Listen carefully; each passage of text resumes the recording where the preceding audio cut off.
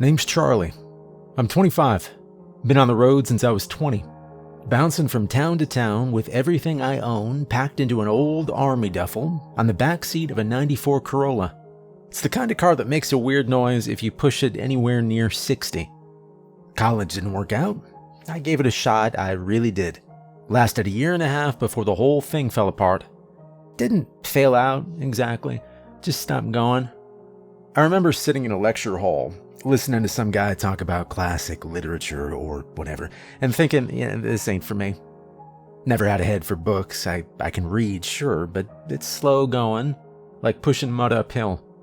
Half the time I'd get through a chapter and realize I did not remember a single thing. That's the hard truth of it. But I can work.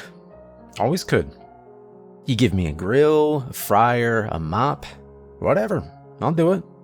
No complaints. I show up on time. I stay late. I don't mess around. That's worth something, even if it doesn't come with a fancy title or a name tag with manager on it. I don't need that. I just need the check. Ain't for me anyway. It's for my little brother Sam. Kid's 16 now. Smart as hell. The kind of smart that makes you proud. Talks about science stuff, math theories, plans for college, and I try to keep up, but mostly I just nod and say, "That's real good, Sam." He's polite about it, pretends I'm following along, but he knows. He's always known he got the brains in the family. And that's fine. That's more than fine. My job's just to keep the lights on back home and send him what I can. Mom's not around anymore. Dad works nights at the plant, but his body's given out faster than the paycheck. So I pick up the slack where I can. Few $100 here, couple gas cards there. A new calculator when Sam broke his again from carrying it everywhere. That sort of thing. He tells me not to worry about him, says I should save some for myself. But I never listen. I don't need much. I have lived out of cars, tents, moldy basements, busted trailers. I can make do with a couch and a clean bathroom. Give me a cup of joe and a hot meal and I will call it a good night. This current gig, it's some rundown diner at the edge of town. Name's Grady's Chicken Stop. Neon sign barely works. Only flickers the word stop half the time. It's a 24-hour joint, but the only real traffic comes in after 10. And even then, not much. People just call it the local KFC. You're the new hire, right? Yeah, I can tell just by the way you're standing there, hands stuffed in your pockets, eyes trying not to look too long at the stains on the ceiling. So why'd you take the job? Place looks like it should have been bulldozed 20 years ago, am I right? I'll guess. Life has kicked you around a bit, hasn't it? Chewed you up, spit you out, and now you're here, standing behind a cracked Formica counter in the middle of nowhere. Well, don't worry too much about it. God has a way of figuring things out for people like us. We just do our best not to go nuts in the meantime. Either way, you're here now. And I guess that makes me your official tour guide in this place. Welcome to Grady's, or Grady's KFC, or whatever name corporate's pretending we go by this month. Place is old, older than it looks, even with the new paint job and the fancy LED menu up front. Back in the 50s, I think it was a McDonald's? I think. And then somebody bought it and slapped a KFC sign on the roof. Then it burned down. That was in 62, I think. They rebuilt it. Kept the same bones, though. Same weird layout. Fryer's in the wrong corner. Cooler door sticks if it's humid, and the door to the basement is in the men's bathroom. In 78, there was some kind of accident. Nobody around here talks about it. But I heard it involved a kid. Tragedy, they called it in the paper. One of those words that means everything and nothing at the same time. Later on in 99, somebody went missing. One of the workers, from what I heard, just didn't show up to clock out one night. His jacket was still in the back room, and his name badge was sitting on top of the register. You'll hear stories. Locals like to talk once they trust you. Most of them don't come in after midnight, though. And that says something, doesn't it? Anyway, well, now it's back to being a KFC. Kinda. We still got the buckets, still wear the Colonel on our shirts, but I'd be lying if I told you we followed anything close to regulation. Health inspector only shows up when someone complains. Before you start, okay, there's something you need to know. There's a list of strange rules. So listen close. The list is taped inside the mop closet door. Yellow papers, corners curling up, thick black marker that's been fading for years. The first one's the one that matters most. Rule number 1. Start your shift right. That's the title, written across the top in big block letters. Can't miss it. You start with the sign. Turn it from open to closed. Doesn't take long, but it has to be done. You've got a few quiet minutes between the last of the regular folk walking out and the first of the others showing up. That window is very small and you do not want to miss it. This sign isn't for the monsters. It's for the unlucky people who might try to come inside at the wrong time. Turning it tells them to stay away, and it tells the regulars that the place is ready. And by regulars, I mean the monsters. Yeah, you heard me right. Vampires, sirens, werewolves, boogeymans, and anything else that goes bump in the night. Once the sign is turned, move to the counter. Get rid of the garlic sauce. You can throw it out or stash it in the walk-in. Doesn't matter how you do it, just make sure it is not sitting anywhere out in the open. Trolls and vampires, they cannot stand the stuff. The smell is bad enough for them. But what really sets them off is the burn. Garlic hits them like battery acid. You leave it out by mistake, and things start going sideways fast. There was a new guy last year. Forgot a tub on the prep counter. Wasn't even open. Just sitting there with a lid on. Well, Troll came in, caught the scent, and lost it.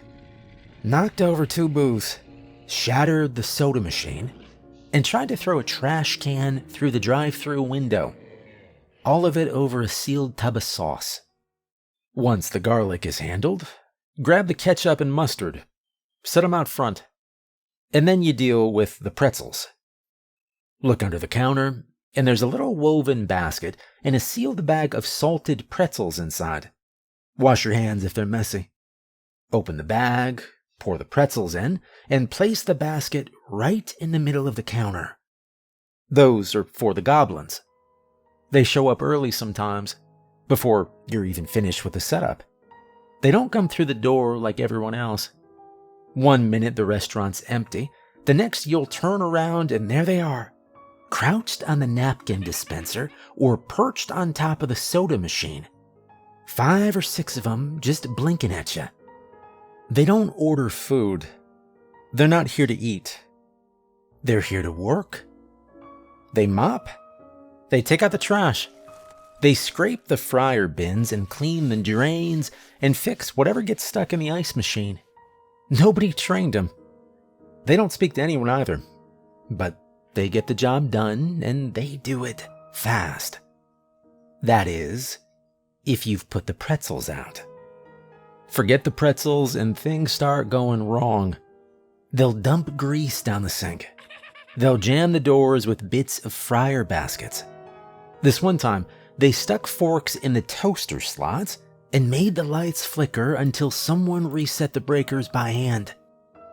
Worst I have seen was the jukebox. They rigged it to play the same Conway Twitty track on repeat. 6 hours nonstop. Unplugging didn't help. The manager had to bring in someone in a white button-down who didn't blink once during the whole visit. I didn't ask what department he was from. The salt is what binds the goblins to the job. That's the part that matters. They won't work without it, And you don't want them wandering around bored. So you do the routine. Sign, garlic, ketchup, mustard, pretzels. Always in that order. And you've got 3 minutes to do it all. We call it the quick change. After a while, comes muscle memory.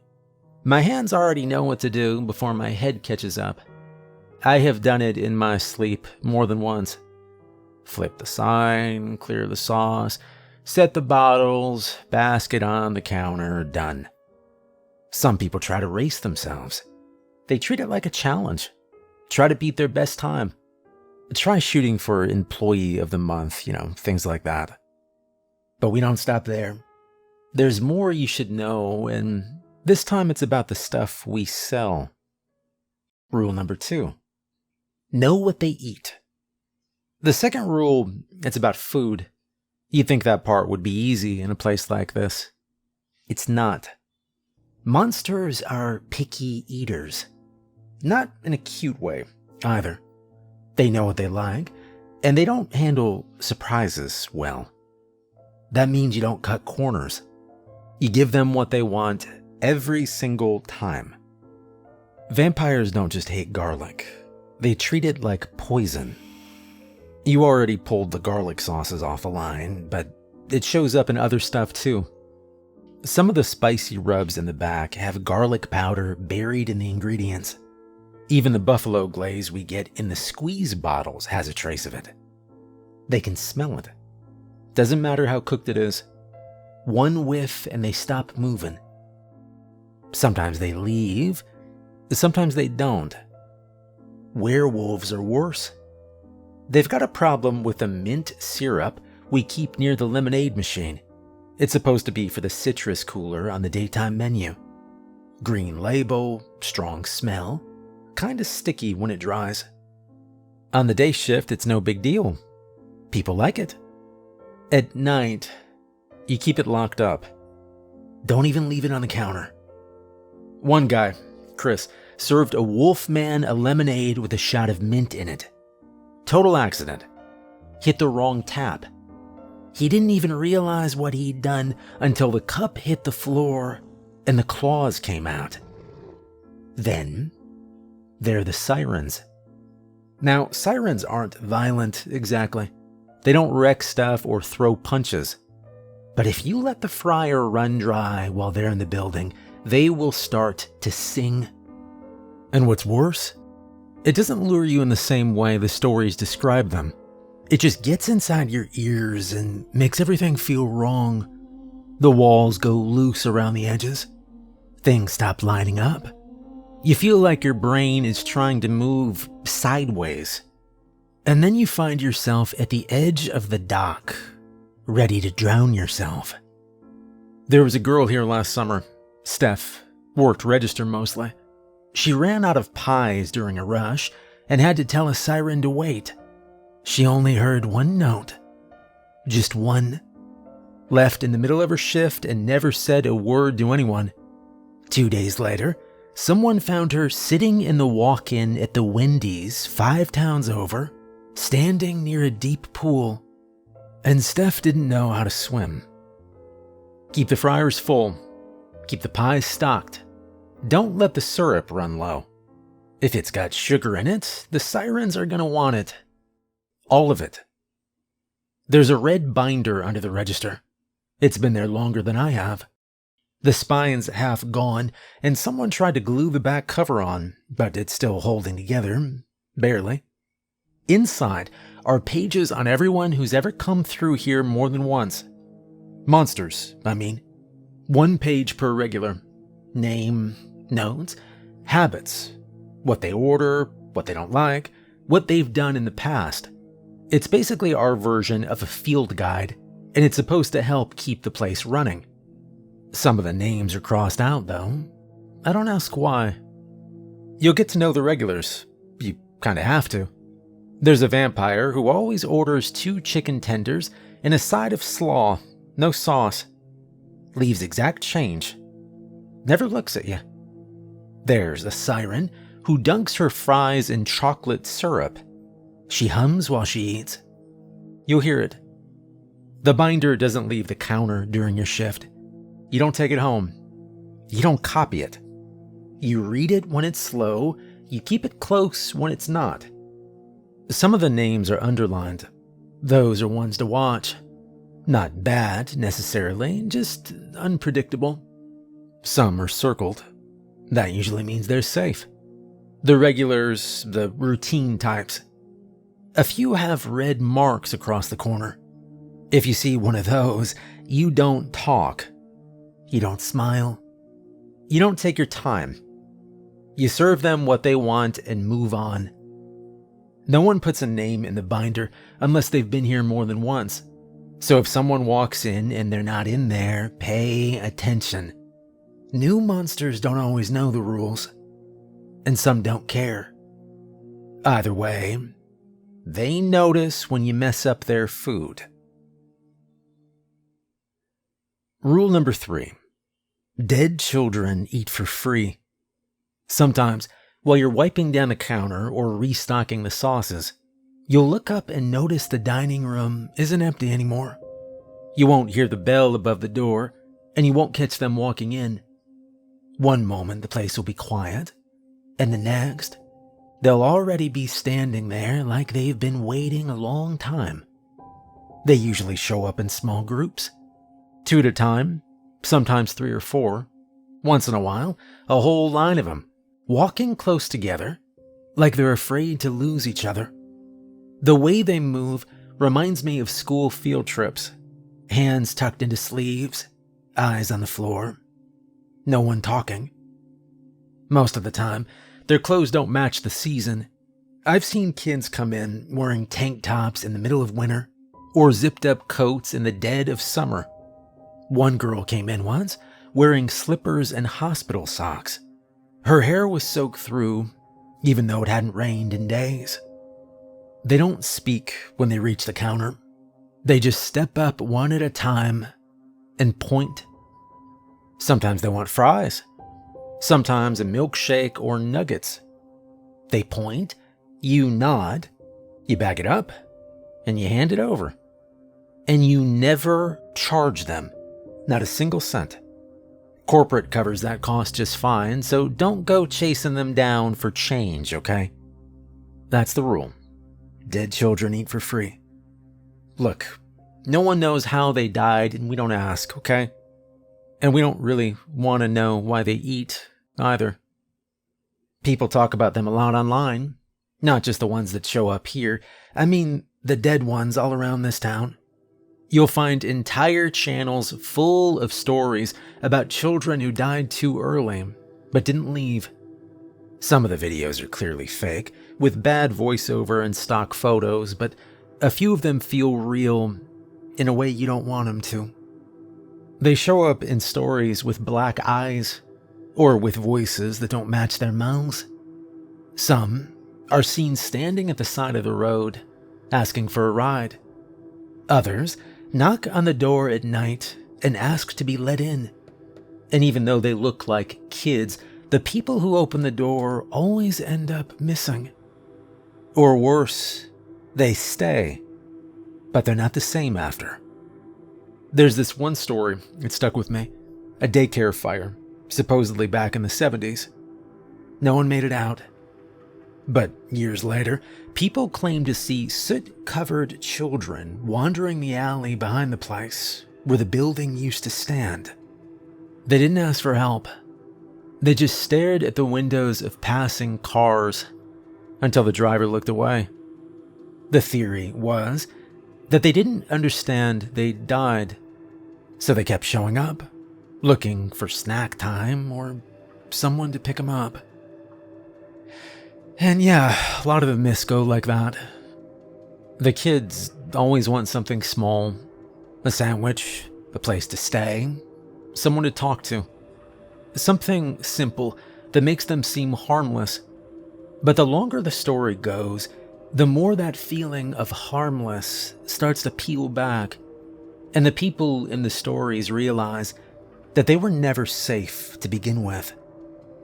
You'll hear people online say it's because children are closer to the veil. They're new. So when something pulls them out of this world too early, it pulls hard, and whatever's left behind doesn't know how to let go. So they stay hungry, stay lost, and sometimes they wear the shape of the life they used to have.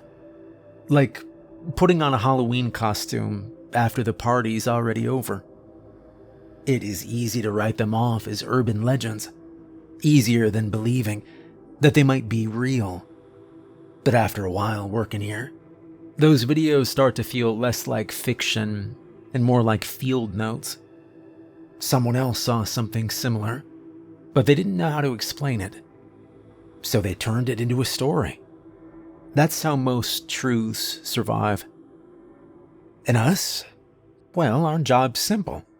To respect what we hear and to follow the rules. There's usually always more to them than what the list says. Rule number 4. Keep the coffee stocked. The coffee here isn't for the customers. Not the regular ones, anyway. Monsters love the stuff. They drink it more than anyone I've ever seen.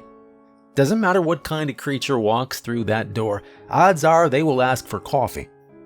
Some pour it down fast. Others sip it slow, like they're reading something in the steam. Doesn't matter how they drink it. You just need to keep it flowing. That starts with the beans. We don't use the coffee from the usual distributor. The packets they send are too weak, too pale. It doesn't hold up in this place.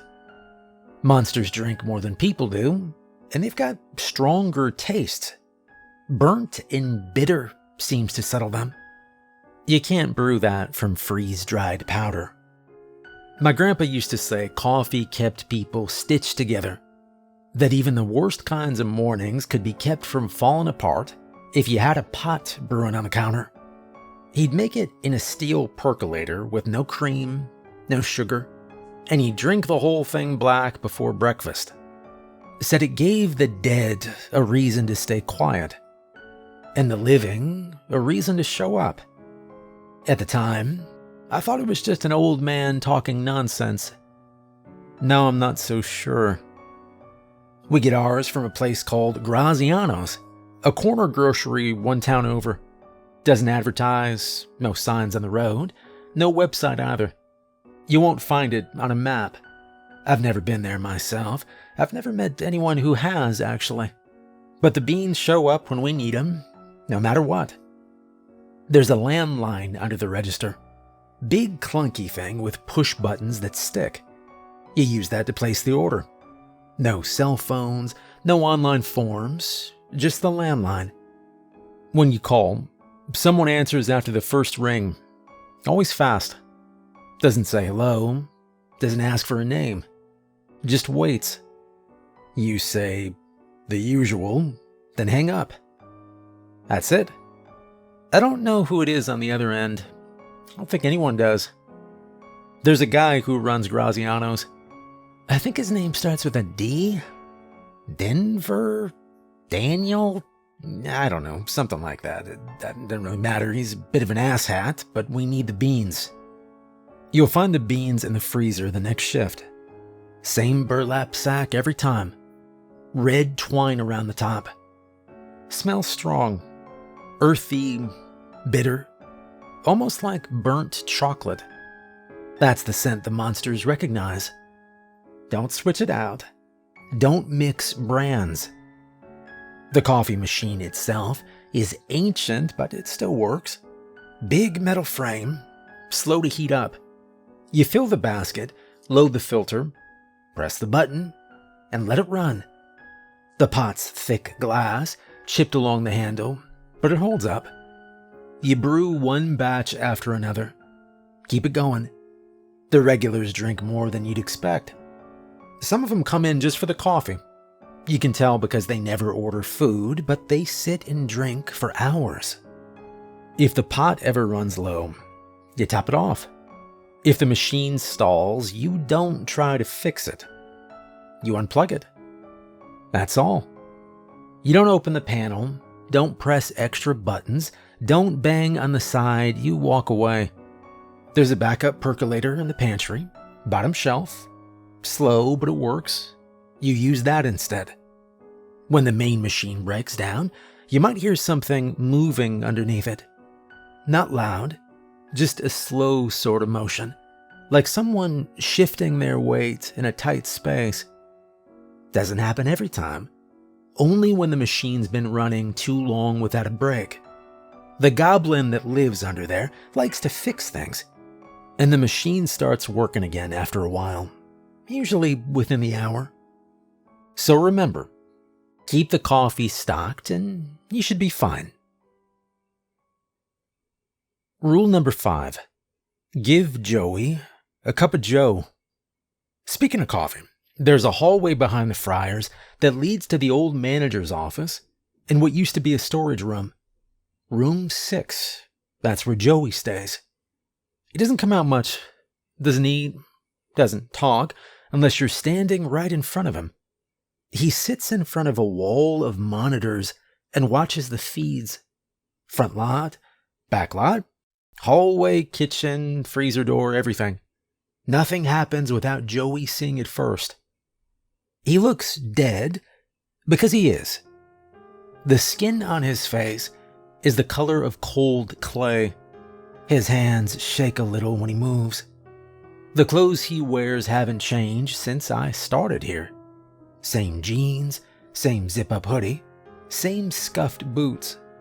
They never smell, stain, or wrinkle. He isn't rotting, just stuck. If you ask him why he's here, he'll give you a story. It's never the same one twice.